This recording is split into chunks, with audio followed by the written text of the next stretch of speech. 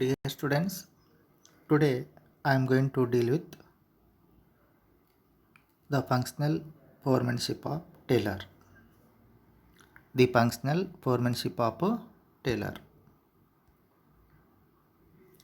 So in our previous class, we came to know what do you mean by functional foremanship of Taylor. That means what it is exactly. Taylor advocated separation of planning and execution function. That means planning done by other people and it is going to be executed by different people. For instance, planning done by the top level management and it is going to be executing by the lower level management. That is called as a functional foremanship. In the factory system, the foreman represents the managerial figure with whom the workers are in face-to-face contact on a daily basis. Foreman in the lowest ranking manager and highest ranking worker. Taylor identified a list of qualities of a good foreman and found that no single person could fit them all. This promoted him to suggest functional foremanship through 8 persons. This can be studied under two heads, that is planning in charge and production in charge.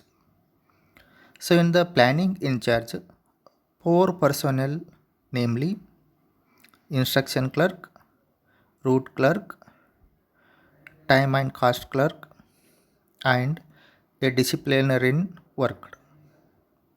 These 4 personnel would draft instructions for the workers, specify the route of production, prepare time and cost sheet, and ensure discipline respectively. Similarly, under production in charge, personnel who would work were speed boss, gang boss, repair boss, and inspector. These respectively were responsible for timely and accurate completion of a job, keeping machines and tools ready for operation by workers, ensure proper working condition of machines and tools, and check the quality of work. So this can be understood by observing the following diagram. Here it is. See, dear students, friends, as I already told you, in a factory system, the functional foremanship is going to be studied under two heads. Each head consists of 4 personnel, that means total 8 persons. So in the planning in charge, instruction clerk is there, time and cost clerk is there, route clerk, disciplinarian. Similarly, under production in charge, speed boss, gang boss, repair boss, and inspector. So we shall study what are the tasks of these people in the respective sections, that is planning and production. In planning in charge, instruction card clerk, the main function of instruction card clerk is to draft the instruction according to which workers have to perform their jobs. So this clerk has to prepare a draft, means instructions according to which the workers have to perform their job. Next, route clerk. Route clerk specifies route of production, that is a sequence to perform various mechanical and manual operations. He also decides the job to be done for the day and where it is to be done. That is the task of a route clerk. Similarly, time and cost clerk. Time and cost clerk fixes the time for starting and completing the work, and he prepares the cost sheet for the job. Next, disciplinarian. He is responsible to ensure discipline in the workplace. He is concerned with coordination in each job from planning to successful execution. He enforces rules and regulation and maintains discipline in the organization. Similarly, in case of production in charge, there also four personnel are there. First one, speed boss. The task of this person is that he is responsible for timely and accurate completion of a job. He checks whether work is progressing as per schedule. Gang boss, second one, is responsible for keeping machines and tools etc. ready for operation by workers so that there is no delay of work. Repairs boss. Repair boss ensure proper working conditions of machines and tools. Inspector, fourth one, he ensures that the work is done as per the standards of quality of work as set by planning department. So these are what about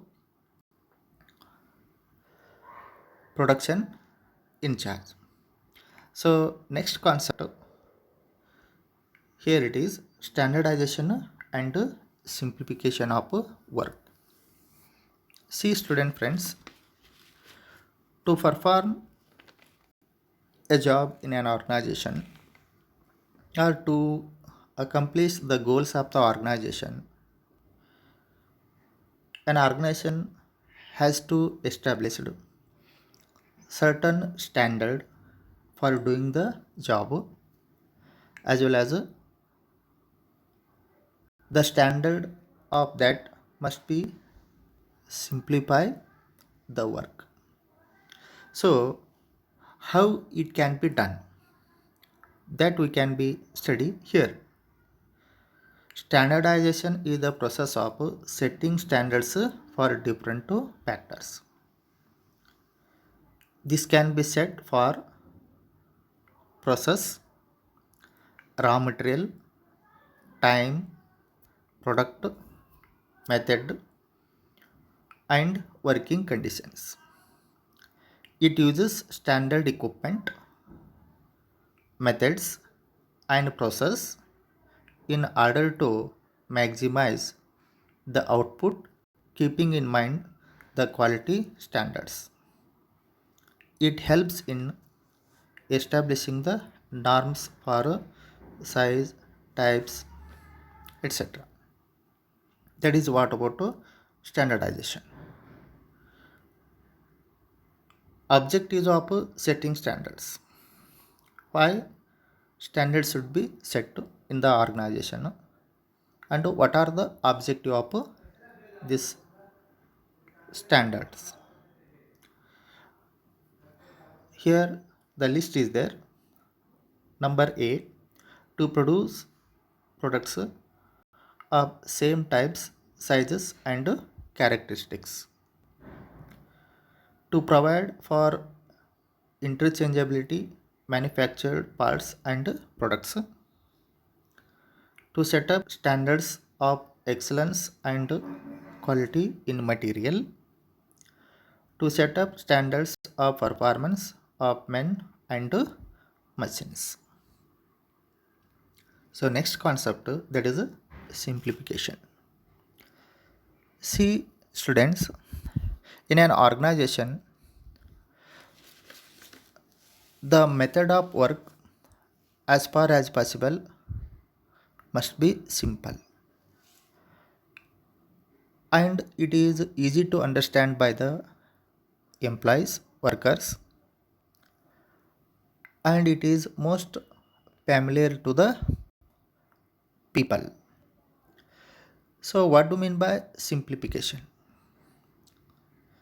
Simplification refers to the elimination of unwanted varieties, sizes, products, and dimensions. That is, in other words, simplification means optimum utilization of resources, that is, 6 M's of the management, through uninterrupted runs and fewer machines stoppages. It helps in reducing labor, machines, tools. So this is about simplification. So the next concept coming up is very important from your exam point of view. This was asked in the 2020 annual question paper, annual exam. That is,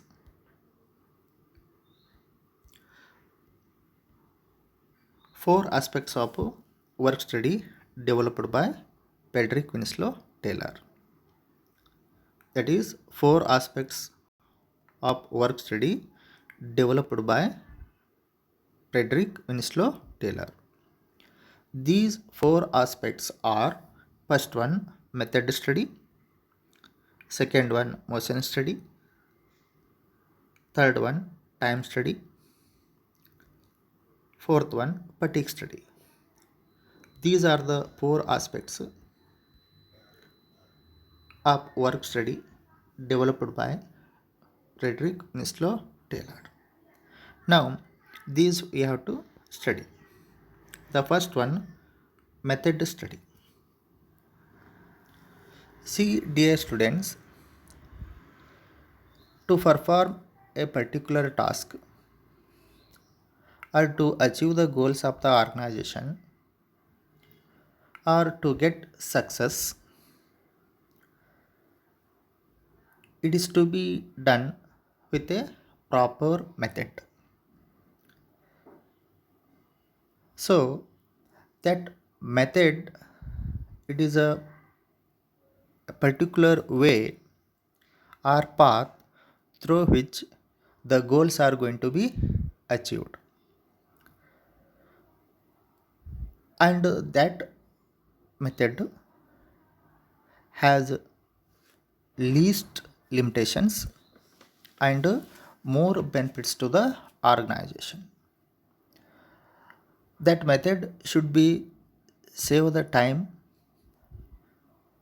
save the cost, save the energy of the personnel, and that method should be adopted by the organization to fulfill its requirement. The question comes here, what is that method should be adopted?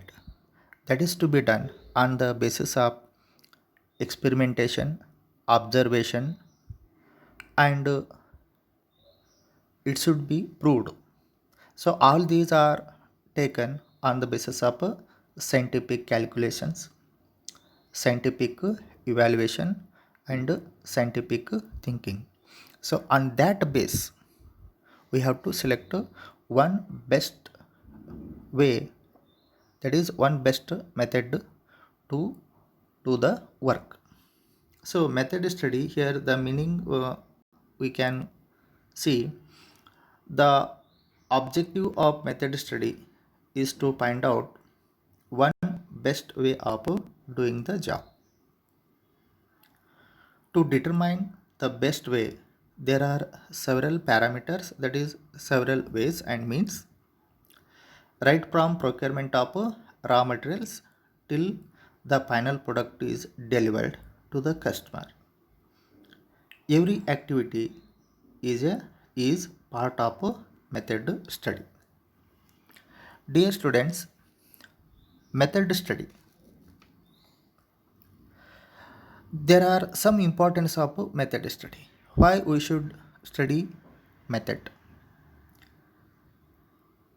These importance we can just have a list. Simplification of process and methods. That means it helps to simplify the process and methods. It also helps for standardization of products and procedures. Helps for better planning and control of work. It helps optimum utilization of resources. Helps for higher standards of safety, security, and health. That is what about importance of method study. The second one coming up, that is motion study.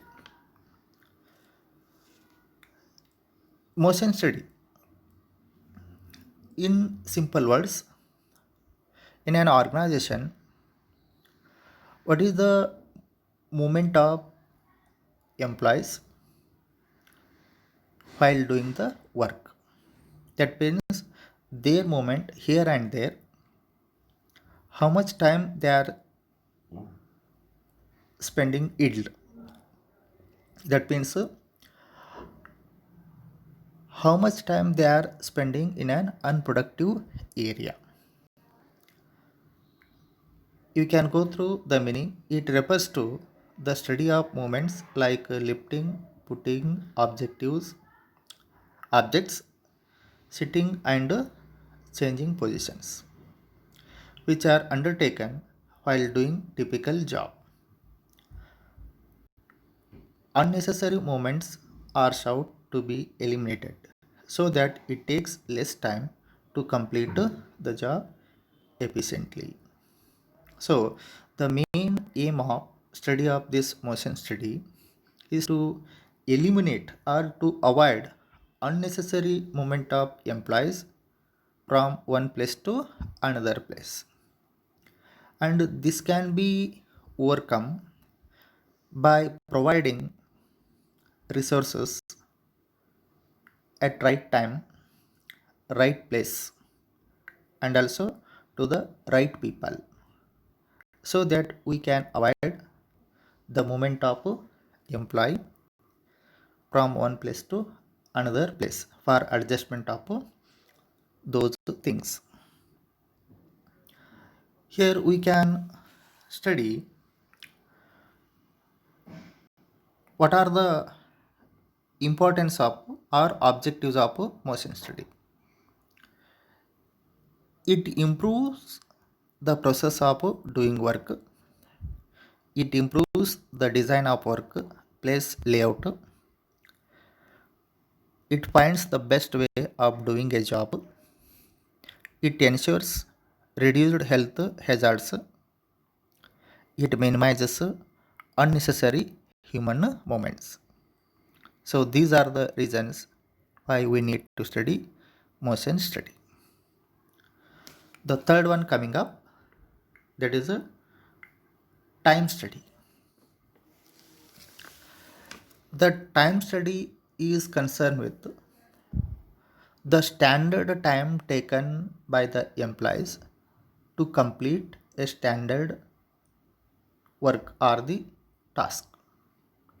That means it is an analysis of the time taken by the employee or the worker to complete a particular given task. So here the management estimates the number of hours or the number of days or the duration which requires to complete the task, and the number of people required to complete the task. So that is what about time study. You can go through the meaning. It determines the standard time taken to perform a well-defined job. The standard time is fixed for the whole of the task by taking several readings. The method of time study will depend upon volume and frequency of the task, the cycle time of the operation, and the time measurement costs. The objective of time study is to determine the number of workers to be employed, frame suitable incentive schemes, and determine labor cost. It also useful to determining the standard time for various operations, which helps in fixing wages and incentives. It is useful to estimate the cost of a product accurately. It helps in production control. The last one coming up, that is fatigue study. So fatigue means it is a tide. See, dear students, when employees, workers working in the organization continuously without any rest, any interval, no doubt they are definitely going to feel tired. So they want some relaxation. Relaxation not in the sense that they have to relieve from the work. That means it is a little bit, little concession for relieving from that job for an hour or for 30 minutes to make themselves feel relaxed. Afterwards, they have to come to the job spot and they need to perform. So the fatigue study seeks to determine the amount and frequency of rest intervals in completing a task. No doubt they need time, but how long and at what time they have to come back and join the organization. So after given certain span of time as a rest, after that are they coming with more zeal, happily to do the work? So that is again scientifically studied. There are many causes for fatigue, like long working hours, as I told you, doing unsuitable work, having uncordial relations with the boss. Such hindrances in good performance should be removed. The importance of fatigue study are it improved it improves safety, it helps to improve the productivity of the organization, that is goods and services, improved health of the people who are working in the organization, improved morale and satisfaction of the people, and it also helps in reducing the cost. So this is what about the four aspects of work study developed by Frederick Winslow Taylor. So in our next class, come up with different concept. Thank you.